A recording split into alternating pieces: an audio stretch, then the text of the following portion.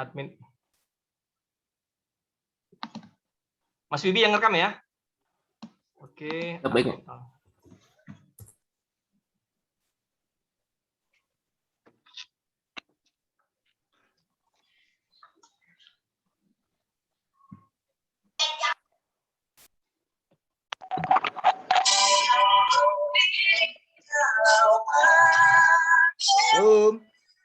Salam, Pak Lubis, apa kabar?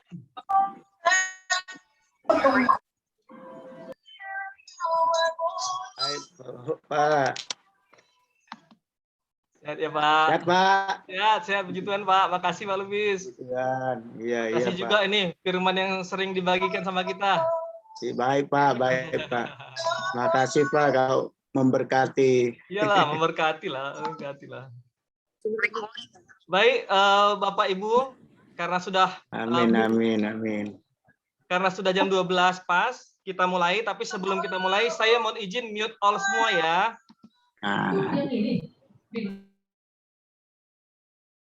Baik, terima kasih Bapak Ibu sudah bergabung. Hari ini yang bertugas adalah dari Binroh Kota Administrasi Jakarta Utara dan Kabupaten Kepulauan Seribu. Untuk MC-nya adalah Ibu Dewi. Silakan Bu Dewi. Terima kasih Pak Riki. Shalom. Selamat siang saudara-saudara yang dikasihi Tuhan Yesus Kristus. Puji syukur kehadirat Tuhan Yang Maha Esa. Karena saat ini kita dipertemukan kembali dalam ibadah pembinaan rohani Kristen Katolik Pemprov DKI Jakarta yang difasilitasi oleh Korpri Pemprov DKI Jakarta. Meski hanya secara virtual, namun ikatan kasih melalui Tuhan Yesus Kristus pasti selalu ada pada kita. Semoga kita semua dan keluarga selalu diberikan keselamatan, kesehatan, perlindungan, dan berkat oleh Tuhan. Pengurus mengucapkan terima kasih atas kehadirannya. Semoga ibadah ini dapat membawa sukacita bagi kita semua. Yang menjadi pelayan firman pada hari ini adalah Bapak Pendeta Yusuf Agustian dan didampingi liturgos Ibu Stella Andika serta pemusik Bapak Setkel. Sebelum memulai ibadah, mari kita lakukan persiapan ibadah sebagai berikut. Yang pertama adalah siapkan diri untuk beribadah. Yang kedua, cari tempat yang nyaman dan tetap patuhi protokol kesehatan. Ketiga, siapkan sarana ibadah dan mohon tidak mengaktifkan atau memute audio selama ibadah. 4. Mohon mengisi absen elektronik yang terdapat pada flyer undangan ibadah dan kolom chat. Kelima, ibadah akan direkam pada YouTube Binroh Kristen dan Katolik Pemprov DKI Jakarta. Terima kasih. Tuhan Yesus memberkati. Selanjutnya, ibadah ini akan dipandu oleh liturgos. Kami persilakan.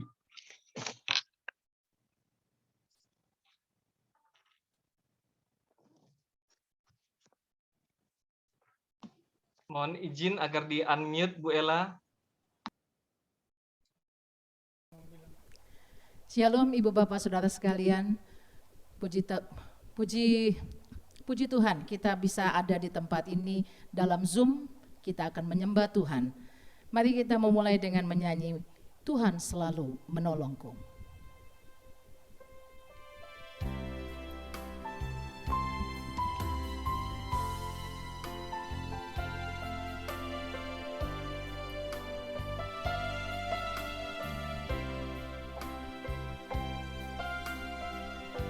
Musim akan selalu berganti, kasih Tuhan tetap abadi, tak akan berubah sampai selamanya. Ku tetap percaya, ku yakin Tuhan memberkati, ku yakin Tuhan melindungi. Burung di udara Tuhan pelihara, karena kasih-Nya Tuhan selalu menolongku. Tuhan selalu menolongku, selalu menjagaku.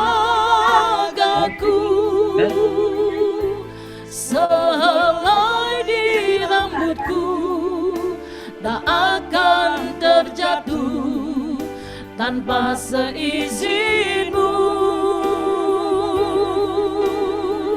Tuhan selalu menolongku, selalu menjagaku.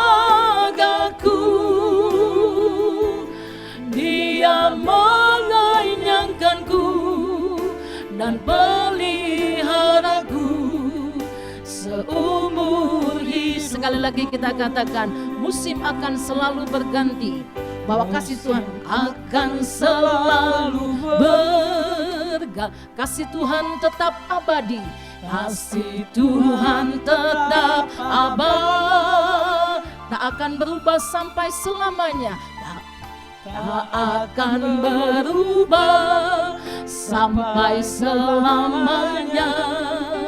Ku tetap percaya, ku yakin Tuhan memberkati, ku yakin Tuhan melindungi. Burung di udara Tuhan pelihara, karena kasih-Nya Tuhan selalu menolongku. Tuhan selalu menolongku, selalu menjagaku. Sehelai di rambutku tak akan terjatuh tanpa seizin-Mu. Tuhan selalu menolongku, selalu menjagaku. Dia mengenyangkanku dan peliharaku seumur hidupku. Dia mengenyangkanku, Dia mengenyangkanku dan peliharaku seumur hidupku.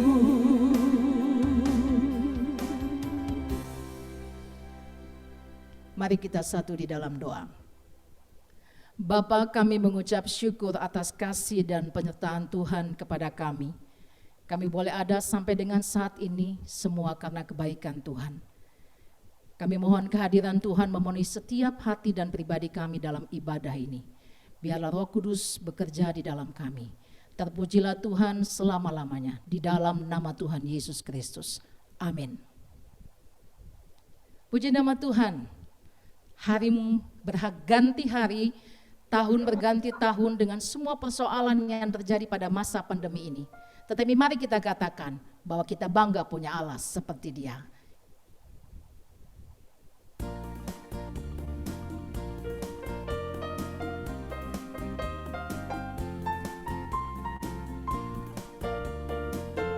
Sungguh ku bangga Bapa punya Allah seperti Engkau.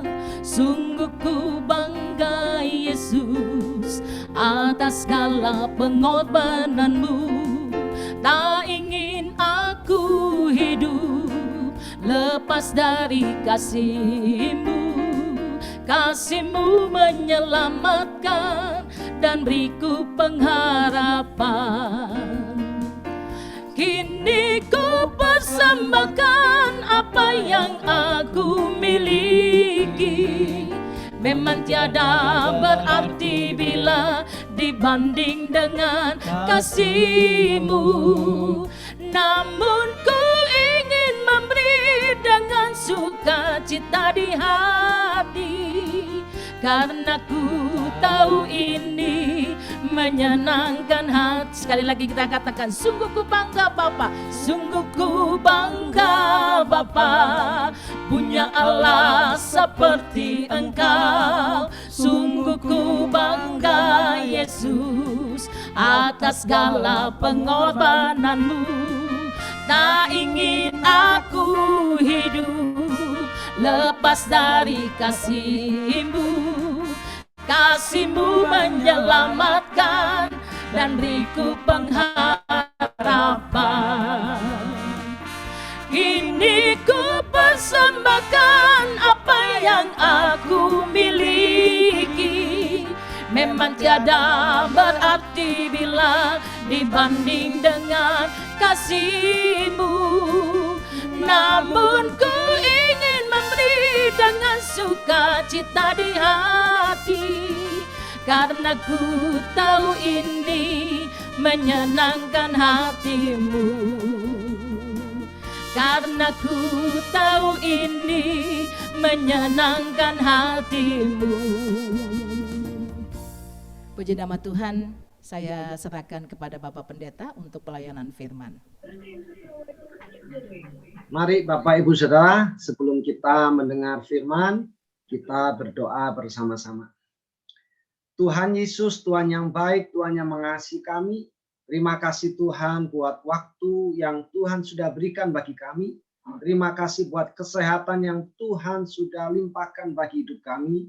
Dan terima kasih buat perhimpunan saat ini kami boleh ada bersama-sama. Meskipun di tempat yang berbeda, tetapi Tuhan mempertemukan kami. Sebentar Tuhan, kami akan membaca firman Tuhan. Kami akan mendengarkan renungan firman Tuhan.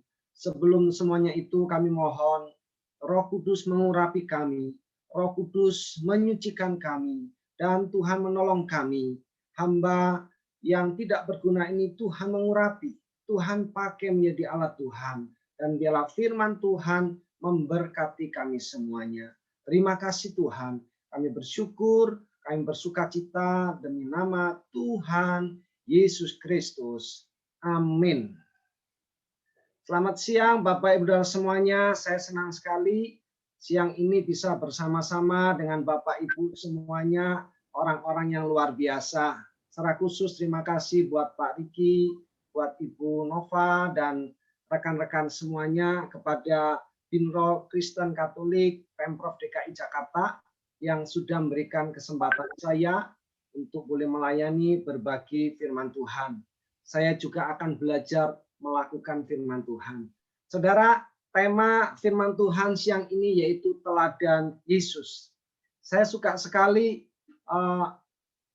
belajar tentang teladan Yesus, karena sepanjang hidup kita memang harus belajar di teladan Yesus. Sangat banyak sekali teladan yang Tuhan sudah berikan. Tetapi siang ini saya ingin belajar sebuah teladan, dan ayat firman Tuhan saya ambil di dalam Matius 3 ayat yang ke-17. Berbunyi demikian, Matius pasal yang ketiga ayat 17. Lalu terdengarlah suara dari sorga yang mengatakan, inilah anakku yang kukasihi, kepadanyalah aku berkenan. Selagi saya bacakan kalimat terakhir, dikatakan, inilah anakku yang kukasihi, kepadanyalah aku berkenan. Saudara, sangat banyak sekali teladan yang Tuhan Yesus sudah berikan, tetapi saya melihat keteladanan yaitu yang terutama adalah berkenan kepada Allah. Yesus adalah pribadi yang berkenan kepada Allah. Karena Yesus berkenan, maka visi dan misi dia ke dunia ini boleh tergenapi dan sukses. Yaitu apa? Menyelamatkan kita semuanya. Dan tentu kita perlu belajar seperti yang Tuhan Yesus teladankan, bagaimana kita bisa hidup berkenan kepada Tuhan. Bagaimana hidup kita yang ada saat ini, kita bisa berkenan. Sehingga ada banyak terobosan yang kita alami di dalam perjalanan kehidupan kita. sangat banyak contoh yang Tuhan berikan, yang Tuhan kerjakan, baik itu melalui peristiwa-peristiwa, baik itu melalui perumpamaan, baik itu melalui pengajaran yang Tuhan sampaikan. Dan siang ini saya tertarik kepada sebuah contoh peristiwa yang Tuhan Yesus kerjakan kepada seseorang yang dinilai Tuhan berkenan. Untuk itu saya rindu kita baca di dalam Injil Markus pasal yang ke-10 ayat 46 sampai dengan 52.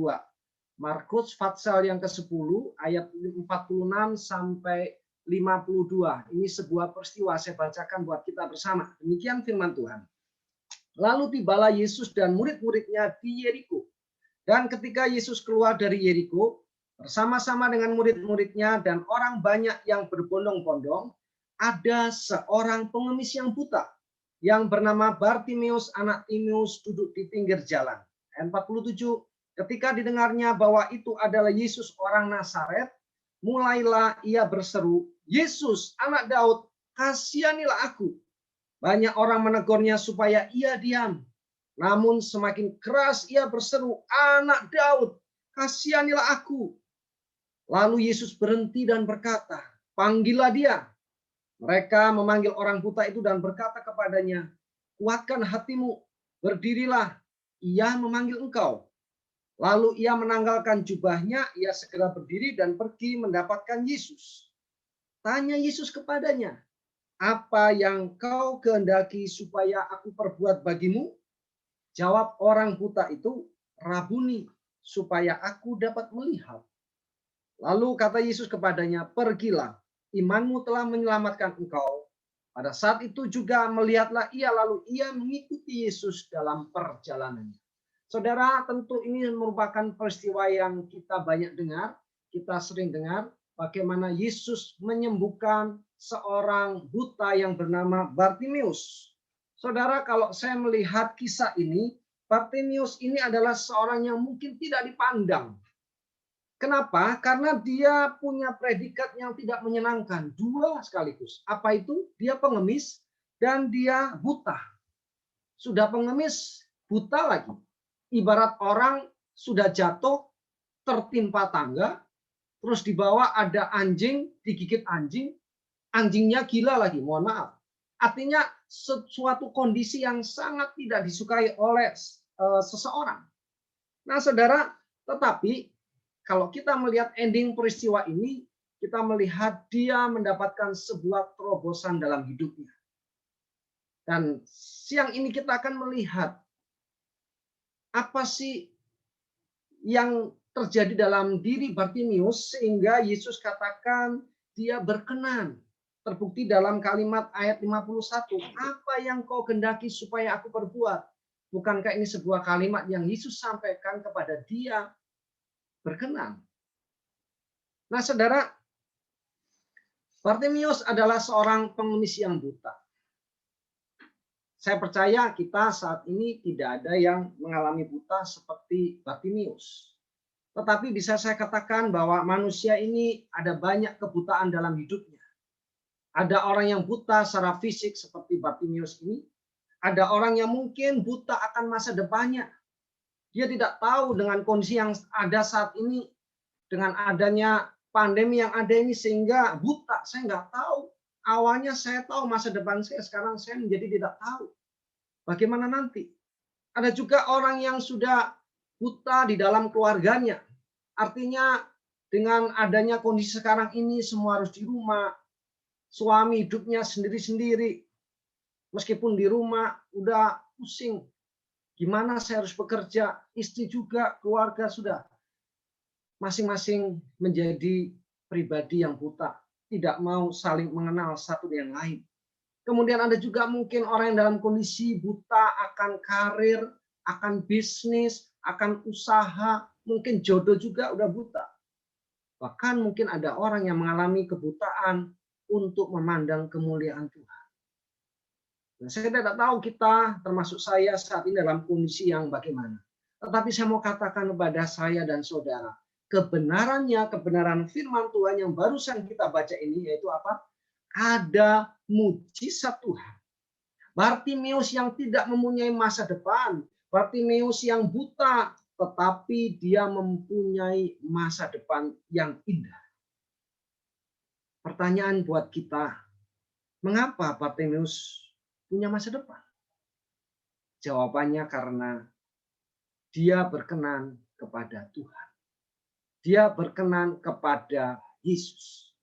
Teladan Yesus di ayat yang pertama tadi saya sampaikan kepada kita. Bapa katakan, aku berkenan, kepadanya lah aku berkenan.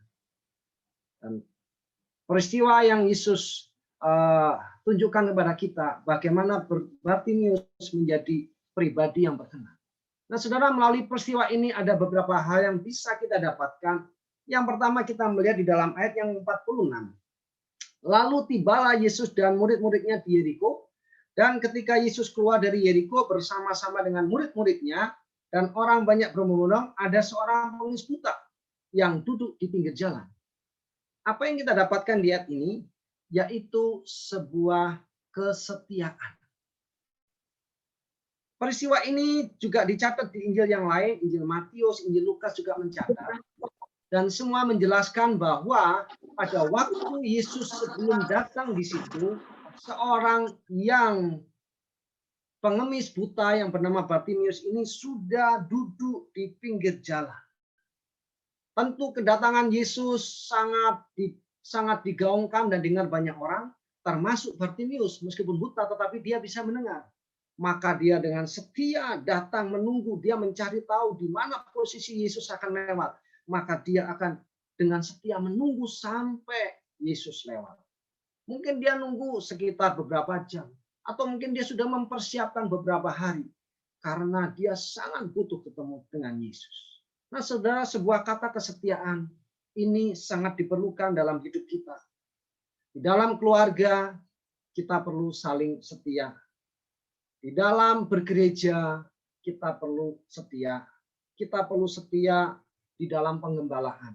Apalagi kondisi pandemi ini, ibadah masih terbatas, tentu kita perlu hidup semakin dekat dengan Tuhan, dan kita perlu digembalakan dengan baik. Apakah kita masih setia di dalam penggembalaan kita secara rohani selama ini? Bartimeus memberikan contoh keteladanan supaya kita bisa setia. Di dalam dunia usaha, di dalam dunia bekerja, kita juga perlu setia kepada pimpinan yang ada. Di dalam apapun kita perlu setia. Di rumah tangga khususnya, yang saat ini saya sering banyak dengar dalam jemaat, ternyata dengan WFH, dengan banyak di rumah, suami istri sering berkumpul, ternyata banyak juga problemnya. Karena mereka lihatnya ini terus, ya kebiasaan suami yang nggak baik sudah semakin terlihat di rumah, termasuk juga istri juga. Sehingga mulai tidak setia. Istri mulai sering marah-marah. Kenapa? Karena suaminya ini juga salah menempatkan istrinya. Waktu yang lalu saya mendapatkan WhatsApp lucu. Dikatakan, kenapa seorang istri itu disebut nyonya? Misalkan saya Yusuf namanya, istri saya dipanggil Nyonya Yusuf. Ternyata nyonya itu ada singkatannya. Singkatannya NY. Karena istri itu disuruh NY? Nyuci, nyetrika, NJ kan depannya, kemudian nyapu, terus ngepel maksudnya, nyenengin suami dan nggak boleh nyinyir. Wah, ini nggak boleh, saudara ya. Artinya para suami, yuk kita bertobat, kita harus tempatkan istri kita sebagaimana mestinya. Dia memang seorang penolong yang Tuhan berikan buat kita, tetapi kita juga harus mengasihi seperti kita mengasihi diri kita sendiri. Mari kita saling setia satu dengan yang lain. Dan juga kita perlu setia khususnya kepada Tuhan. Kita perlu setia kepada Tuhan. Hari-hari ini justru iman kita diuji. Seberapa jauh kita setia kepada Tuhan. Dan kalau kasih dan kesetiaan itu bersatu, maka keadilan dan damai sejahtera akan kita nikmati. Mazmur 85 ayat 11. Kasih dan kesetiaan akan bertemu. Keadilan dan damai sejahtera akan bercium-ciuman. Jadi kita perlu saling setia, Kita perlu saling mengasihi satu yang lain. Hal yang berikutnya yang kita dapatkan di dalam ayat 47. Ketika didengarnya bahwa itu adalah Yesus orang Nazaret, mulailah ia berseru, Yesus anak Daud, kasihanilah aku. Kita dapatkan dalam kalimat ini yaitu tentang pengenalan yang mendalam tentang Yesus. Saudara, Bartimius mendengar Yesus hanya dari kata orang. Dia tidak pernah melihat Yesus. Tetapi sesuai firman Tuhan, dalam Roma 10:17 dikatakan, jadi iman timbul dari pendengaran dan pendengaran oleh firman Kristus. Jadi meskipun dia buta, tetapi imannya terus bertumbuh tentang pengenalannya kepada Yesus. Sehingga dia berani menyebutkan Yesus, anak Daud, kasihanilah aku. Mendengar kalimat itu, maka Yesus berhenti. Maka Yesus tertarik dengan kalimat itu. Kenapa saudara? Ternyata kalimat ini mengandung sebuah makna yang dalam. Dikatakan Yesus anak Daud. Saudara, Yesus banyak dikenal oleh orang-orang pada waktu itu. Tetapi gelar anak Daud ini spesial. Bahkan kalau kita lihat di dalam Injil Markus ini yang kita baca itu, hanya 2 kali Yesus disebut sebagai anak Daud. Yang pertama oleh Bartimius, pengemis buta ini. Dan yang kedua oleh Yesus sendiri. Tidak ada orang lain yang menyatakan Yesus sebagai anak Daud. Apa artinya saudara? Kita tahu sekali bahwa Daud pada waktu perjanjian lama, dia adalah satu-satunya orang yang diurapi Tuhan untuk pelayanan pengusiran setan. Pada waktu Saul diganggu oleh setan, maka dipanggillah Daud. Daud memainkan kecapinya, maka setan itu pergi.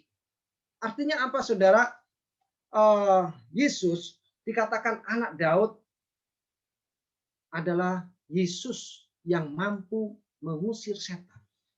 Jadi misi Tuhan datang ke dunia ini bukan hanya menyembuhkan orang sakit, bukan hanya membangkitkan orang mati, bukan saja memberikan kebutuhan jasmani kita, tetapi misi Yesus datang ke dunia menghancurkan kepala setan, kepala iblis. Dan pada waktu Yesus mati di kayu salib, selesailah semua itu. Dan iblis sudah dikalahkan dan kita diselamatkan. Yesus juga punya gelar lain sebagai raja, sebagai imam, sebagai nabi. Sebagai imam, Yesus mempersembahkan dirinya. Sebagai nabi, Yesus mengenapi apa yang sudah dinubuatkan di perjanjian lama tentang dirinya. Dan sebagai raja, ini yang Yesus selalu khotbahkan, bahwa Yesus akan menghancurkan kepala setan dan mendirikan kerajaan Allah. Bukankah seperti doa yang Yesus ajarkan, dikatakan, Bapa kami di surga, dikuduskanlah namamu, datanglah kerajaanmu. Memang Yesus ingin mendirikan kerajaan Allah di dalam hidup kita. Sehingga saya mau katakan Bartimius mengenal Yesus melebihi orang lain.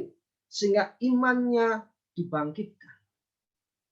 Sudahkah kita mengenal Yesus lebih dalam lagi? Dalam kondisi saat ini kita banyak berada di rumah. Mari kita bisa gunakan waktu untuk semakin hari semakin mengenal Tuhan lebih mendalam. Berikutnya kita dapatkan di dalam ayat yang ke-48 dikatakan, banyak orang menegurnya supaya ia diam, namun semakin keras ia berseru, anak Daud, kasihanilah aku. Apa yang kita dapatkan di sini saudara? Yaitu jangan jadi penghambat. Bartimius yang berseru kepada Yesus, dia tahu bahwa Yesus itu yang sanggup menolong dia. Tetapi dia dihambat oleh siapa? Bukan oleh orang lain. Justru dia dihambat oleh orang-orang di sekitar Yesus. Bahkan juga oleh murid-muridnya.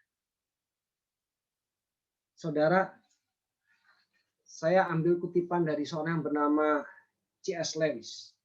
Dia pernah mengatakan bahwa penghalang besar untuk membawa orang datang kepada Tuhan itu sesungguhnya bukan faktor eksternal, tetapi lebih banyak faktor internal. Sejarah menunjukkan bahwa faktor eksternal, aniaya dan sebagainya justru membuat orang semakin setia kepada Tuhan. Tetapi justru hambatan dari dalam itu yang membuat orang jadi tidak bisa dekat kepada Tuhan. Seorang tokoh yang terkenal, Mahatma Gandhi, mengatakan, saya tidak pernah menolak Kristus. Saya suka kepada Kristus Anda. Dia katakan kepada orang Kristen. Tapi saya tidak suka dengan orang Kristen Anda. Dia kemudian katakan, jika orang Kristen benar-benar hidup menurut ajaran Kristus, seperti yang ditemukan di dalam Alkitab, maka seluruh India sudah menjadi Kristen hari ini. Saudara, sebuah kalimat yang menegur kita semuanya. Sebagai orang yang mengaku pengikut Kristus. Dia katakan, saya respect dengan Kristus. Tetapi saya melihat kelakuan orang-orang pengikut Kristus yang tidak sesuai dengan firman Tuhan. Itu membuat banyak orang tidak bisa mengenal Kristus. Di sini kita boleh belajar, kita sebagai orang yang percaya kepada Kristus. Mari kita menjadi penolong, pendorong orang supaya datang kepada Kristus, bukan menjadi penghambat. Melihat peristiwa tersebut, kemungkinan beberapa hal. Bartimius dihalangi mungkin karena waktu itu mereka tergesa-gesa ke bait suci, sudah waktunya untuk beribadah. Bisa juga karena waktu itu Yesus sedang menyampaikan firman Tuhan yang sangat serius, yang sangat khusyuk dan sangat penting sehingga tidak boleh dipotong. Tetapi seorang bernama William Hendrickson dia katakan penyebab utama mengapa orang-orang di sekitar Kristus melarang Bartimius karena Bartimius adalah seorang pengemis yang buta karena status sosial.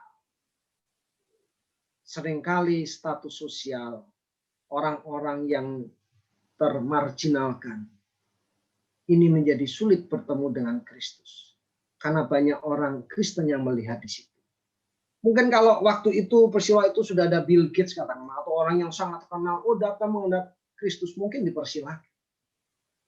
Saudara, kita perlu belajar supaya saya dan saudara kita menjadi orang, menjadi pribadi yang menolong orang datang kepada Kristus. Bukan sebaliknya. Dan saudara, mengapa pada waktu itu Bartimius yang pengemis yang buta itu dilarang? Karena mereka punya kepercayaan bahwa orang buta itu adalah orang yang berdosa. Kalau saya ambil dari ayat di dalam Yohanes 9 ayat 1-3, 2 mengatakan, murid-murid bertanya kepadanya, Rabi, siapakah yang berbuat dosa, orang ini sendiri atau orang tuanya sehingga ia dilahirkan buta? Jadi mereka punya kepercayaan orang yang buta itu adalah orang yang berdosa. Tetapi Yesus menjawab, bukan dia dan bukan juga orang tuanya, tetapi karena pekerjaan-pekerjaan Allah harus dinyatakan di dalam dia. Jadi bukan karena siapa-siapa, karena Tuhan punya rencana.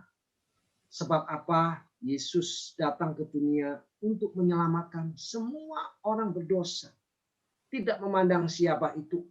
Dikatakan sekalipun dosamu merah seperti kirmis, akan menjadi putih seperti salju.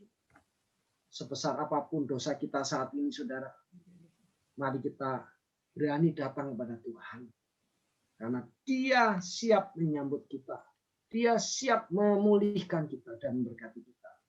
Dan berikutnya, apa yang menyebabkan Yesus berkenan sehingga menyembuhkan Bartimius? Saya dapatkan yaitu bahwa Bartimius ini bekerja keras. Kenapa? Dia semakin orang menegur supaya diam, dia semakin keras berseru, Anak Daud, kasihlah aku. Untuk berkenan kepada Tuhan, kita perlu bekerja keras. Dalam dunia pekerjaan, kita perlu bertekun, perlu bekerja keras. Demikian pula di dalam perlombaan iman, kita perlu kerja keras terus. Apapun yang menghalangi kita perlu kerja terus. Kerja keras mencari Tuhan. Berikutnya saya melihat apa yang dilakukan oleh Bartimius ini. Dia punya iman yang luar biasa. Iman melampaui segala sesuatu kondisi yang ada saat itu. Dan saudara, saya temukan bahwa satu-satunya pelayanan Yesus yang tidak bisa dilakukan oleh nabi-nabi di Perjanjian Lama itu ternyata adalah menyembuhkan orang buta. Kalau membangkitkan orang mati banyak, tetapi menyembuhkan orang buta itu tidak ada di dalam Perjanjian Lama. Kalau saya mencari tahu. Dan di sini membuat orang buta melihat ini dipercaya hanya bisa dilakukan oleh Allah sendiri. Sehingga sebuah pekerjaan yang luar biasa. Bartimius mempunyai iman yang luar biasa. Sesuatu yang impossible menurut dia. Dia tahu susah sekali. Tetapi dia punya iman. Dia berani memandang Tuhan. Berani meminta. Apa yang menjadi pergumulan kita saat ini? Apakah pergumulan kita saat ini sesuatu yang impossible? Mari kita boleh berani seperti Bartimius datang kepada Tuhan. Untuk berseru kepada Tuhan. Dan saudara berikutnya, dengan keadaan buta, Bartimius ini sebetulnya tidak bisa masuk ke dalam rumah Tuhan. Sebab di dalam sejarah bangsa Israel di masa Raja Daud, itu orang-orang yang buta memang tidak diperkenankan untuk masuk ke dalam bait suci. Tidak boleh, tidak diizinkan. Dan di sini Bartimius ingin mengatakan kepada orang-orang dan kepada Yesus juga, dia mengatakan puluhan tahun, bahkan mungkin sejak lahir aku buta, aku tidak bisa masuk ke dalam bait kudus. Aku tidak bisa datang kepada Tuhan. Jadi kerendahan dia untuk bisa melihat, salah satunya supaya dia bisa masuk ke dalam rumah Tuhan untuk beribadah. Sungguh sebuah permohonan yang mulia, supaya dia bisa mendekat kepada Tuhan. Dan kita melihat apakah ini cuma alasan aja? Tidak. Di ayat yang kita baca terakhir tadi dikatakan Mazmur 10 serentetan ayat tadi dikatakan, lalu Yesus berkata kepadanya, pergilah, imanmu telah menyelamatkan engkau. Pada saat itu juga melihat ia, lalu ia mengikuti Yesus dalam perjalanan. Setelah disembuhkan, dia tidak kemana-mana. Dia tidak menikmati untuk dirinya, tetapi dia mendedikasikan dirinya untuk mengikuti Yesus. Termasuk Yesus datang ke bait suci, dia juga datang ke bait suci. Luar biasa, saudara. Dan Bartimius di sini tidak menuntut untuk diberikan kesembuhan, tetapi dia minta dikasihani. Dia sadar sebagai manusia berdosa, kita tidak bisa menuntut, tetapi dia membutuhkan anugerah dari Tuhan. Dan dia meminta sesuatu yang kekal. Yesus bertanya di dalam ayat yang ke-51. Coba kita pikirkan, andai kata pertanyaan ini ditanyakan kepada kita. Yesus bertanya demikian, apa yang kau kehendaki supaya aku perbuat bagimu? Misalkan ini tanyakan kepada saya, apa yang kau kehendaki Yusuf supaya aku perbuat bagimu? Kira-kira kalau saat ini Tuhan tanyakan kepada saya dan saudara, apa yang kita minta ya? Waduh Tuhan, saya butuh ini, butuh itu. Ini sebuah pertanyaan di mana di dalam jawabannya itu Tuhan bisa melihat apa yang kita butuhkan. Tetapi Bartimius cuman menjawab, Rabun, supaya aku dapat melihat. Rabun, supaya aku dapat melihat. Kenapa Bartimius ingin supaya dapat melihat?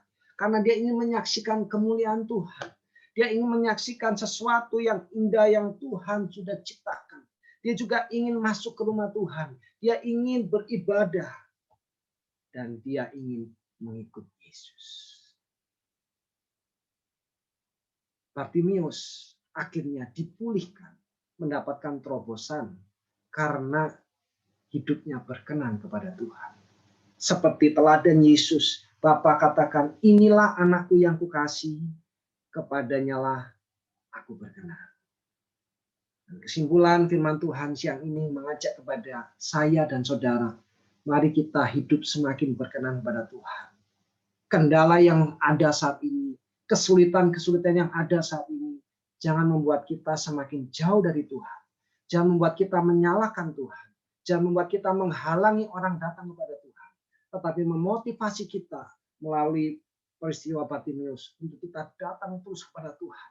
kita beriman terus kepada Tuhan. Kita percaya Yesus katakan segala sesuatu diizinkan Tuhan untuk mendatangkan kemuliaan bagi nama Tuhan. Saya berdoa, saya berharap kita semua diberkati oleh Tuhan. Terus semangat Bapak Ibu semuanya yang melayani di Pemprov, terus diberkati oleh Tuhan. Amin. Mari bersama-sama kita berdoa mengakhiri firman Tuhan pada siang hari ini. Mari kita berdoa. Tuhan, kami bersyukur atas segala berkat Tuhan dalam hidup kami. Terima kasih buat kesempatan yang Tuhan berikan bagi hidup kami. Di tengah-tengah kendala yang ada, di tengah-tengah pandemi yang ada, kami percaya Engkau hadir bagi kami. Kalau mungkin kami melihat masa depan kami buta, tidak tahu apa yang harus kami lakukan, kami percaya melalui firman-Mu bahwa Engkau memberikan masa depan yang indah bagi kami. Dan bila kami terus berharap berserah kepada Tuhan, Engkaulah yang menolong hidup kami. Dan bila kami belajar hidup berkenan kepada Tuhan. Terima kasih Tuhan Yesus. Dan siang ini kami juga berdoa. Kami doakan, kami mengucap syukur atas semua berkat yang diberikan Tuhan. Khususnya kepada keluarga besar ASN, Pemprov DKI Jakarta dan seluruh keluarganya. Terima kasih Tuhan buat kebaikan Tuhan. Kami berdoa buat Presiden dan para menteri serta jajarannya akan dapat melaksanakan tugas seturut kehendak Tuhan. Kami juga berdoakan buat Bapak Gubernur dan seluruh jajaran ASN Pemprov DKI Jakarta agar dapat melaksanakan tugas seturut kehendak Tuhan. Kami berdoa juga untuk kesembuhan para ASN Pemprov DKI ataupun keluarganya yang terkonfirmasi COVID-19 ataupun penyakit lainnya. Juga seluruh masyarakat di DKI yang mengalaminya. Tuhan menolong dan menyembuhkannya. Kami berdoa untuk pergumulan ASN Pemprov DKI Jakarta dan warga DKI yang terdampak pandemi COVID-19 ini. Tuhan menolong kami semuanya. Kami juga berdoa akan pengharapan dari ASN Pemprov DKI Jakarta. Tuhan memberkatinya. Dan kami juga berdoa untuk jemaat yang berulang tahun serta berulang tahun pernikahannya dalam minggu ini. Tuhan memberkati mereka semuanya. Terima kasih Tuhan Yesus. Kami bersyukur, amplaskan doa kami demi nama Tuhan Yesus Kristus. Mari kita naikkan doa Bapa kami. Bapa kami yang di surga, dikuduskanlah namamu, datanglah kerajaanmu, jadilah kehendak-Mu di bumi seperti di surga. Berikanlah kami pada hari ini makanan kami yang secukupnya, dan ampunilah kami akan kesalahan kami, seperti kami juga mengampuni orang yang bersalah kepada kami. Dan jangan membawa kami ke dalam pencobaan, tetapi lepaskanlah kami daripada yang jahat. Karena Engkaulah yang mempunyai kerajaan dan kuasa dan kemuliaan sampai selama-lamanya. Amin. Dan sebelum kita akhiri, mari kita bersama berdoa. Kita akan menerima doa berkat dan saya akan berdoa untuk kita semuanya. Mari kita kedangkan tangan kita terima berkat dari Tuhan. Tuhan memberkati engkau dan melindungi engkau. Tuhan menyinari engkau dengan wajah-Nya dan memberi engkau kasih karunia. Dan Tuhan menghadapkan wajah-Nya kepadamu dan memberi engkau damai sejahtera. Terimalah berkat dari Allah Bapa, Allah Anak, Allah Roh Kudus di dalam nama Tuhan Yesus Kristus. Amin. Kita naikkan Bapa, terima kasih. Bapa,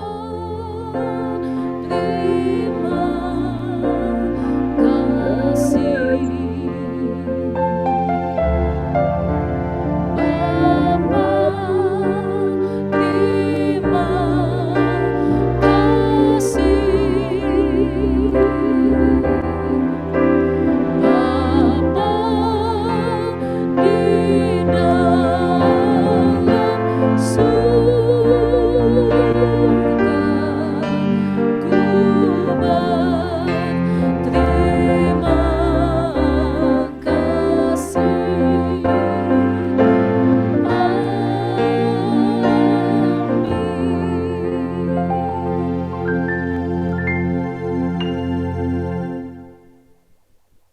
ibadah sudah selesai, saya serahkan kepada MC. Terima kasih. Terima kasih Ibu. Warta Ibadah Bimbingan Kerohanian Kristen Pegawai Pemerintah Provinsi DKI Jakarta hari Jumat tanggal 30 Juli 2021.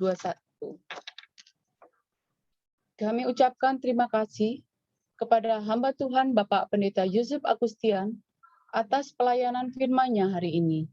Semoga pelayanan Bapak semakin diberkati Tuhan dan apa yang telah diberitakan menjadi rema bagi kami semua yang mendengarkannya.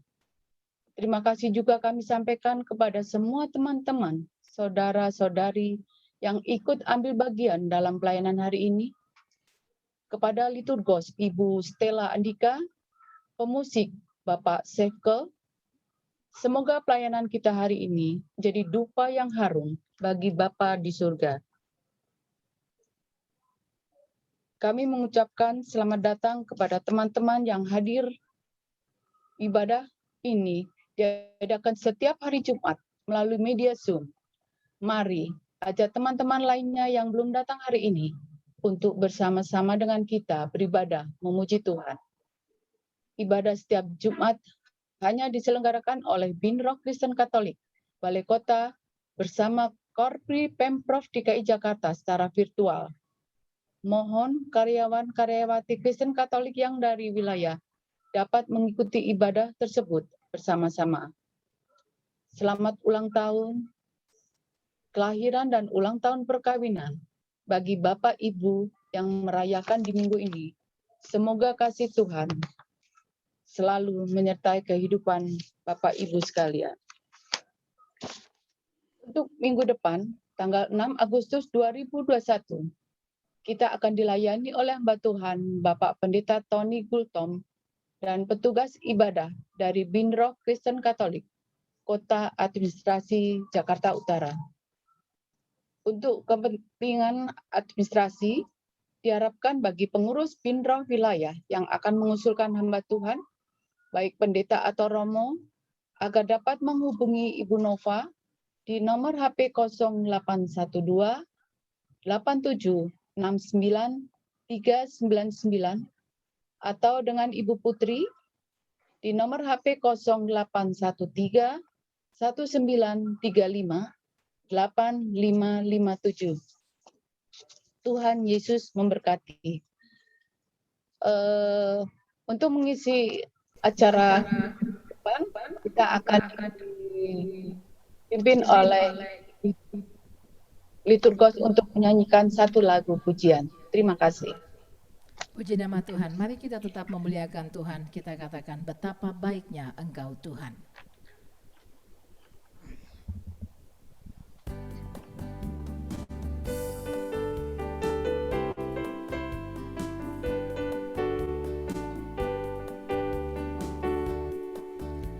Betapa baiknya Engkau Tuhan, kasih-Mu tiada berkesudahan. Betapa mulia kasih-Mu Yesus, jiwaku diselamatkan. Hosana ku memuji Tuhan, Hosana ku tinggikan Yesus. Hosana, Hosana, Hosana. Sekali lagi kita katakan betapa baiknya. Betapa baiknya Engkau Tuhan, kasih-Mu tiada berkesudahan.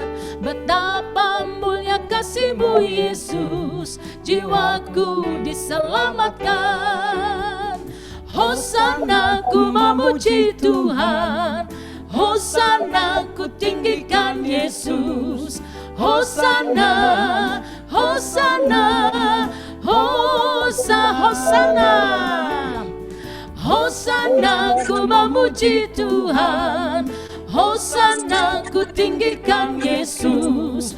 Hosana, Hosana, Hosana. Haleluya, puji Tuhan. Ya. Silakan kami serahkan pada Pak Riki. Baik, Ya. silakan Bu Dewi. Ya, sebelum kita tutup acara pada hari ini, kita foto bersama yang akan dipimpin oleh Bapak Riki. Kami persilakan. Terima kasih.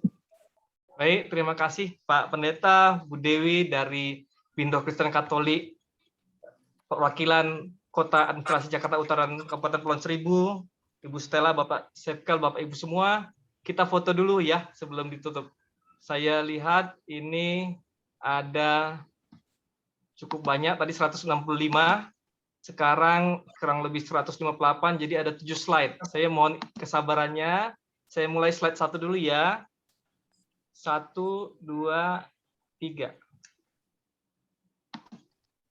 Bentar ya. Oke, kita lanjutkan ke slide kedua. 1, 2, 3. Baik. Kita lanjutkan ke slide ketiga. 1, 2, 3.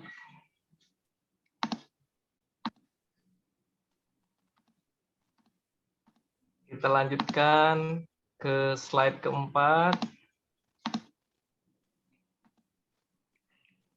1, 2, 3.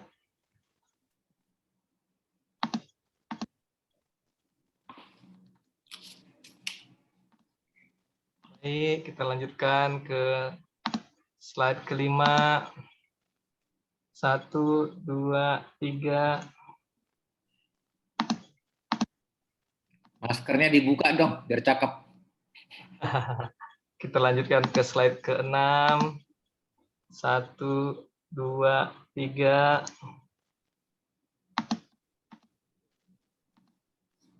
Dan kemudian kita lanjutkan ke slide terakhir. 1, 2, 3. Baik, Pak Pendeta, Bu Dewi, Stella, Pak Sepkel, Bapak Ibu semua, terima kasih kehadirannya. Saya kira sudah mendekati jam 1. Saya ucapkan terima kasih. Tuhan Yesus memberkati kita dan keluarga. Terima kasih, Pak Riki. Sampai jumpa. Sampai jumpa ya. Selalu ya. Terima kasih. Ya, sehat Pak. Memberkati. Bilang sampai jumpa, Tuhan Yesus memberkati. Terima kasih ya. Amin. Dewi, terima kasih. Terima kasih, Pak Teman-teman Riki. semua. Pak Pendeta. Terima Terima kasih, Pak Pendeta, terima kasih. kasih Pak Riki. Terima kasih. Terima kasih. Ya, Tuhan berkati. Terima kasih. Terima kasih. Ya, Terima kasih. Terima kasih, Pak Saya terima kasih Pak Pendeta Yusuf atas bantuannya. Terima kasih Pak Pendeta Yusuf, Bapak Ibu semua. Pak Pendeta Sepkel juga, Bu Stella. Izin live ya, Bu Bapak Dewi. Ibu. Ya Bu, makasih. Bu Rahayu Asih juga makasih ya, nanti sampaikan Bu Dewi ya. Mungkin beliau lagi sibuk vaksin. Ya, siap, Ya, siap, Pak. makasih, beliau juga. Terima Terima kasih banyak. Baik, saya tutup ya. Terima kasih banyak. Terima Bapak kasih. Ibu, Pak Pendeta, makasih banyak. Terima kasih, Pak Riki. Tuan Sari ya.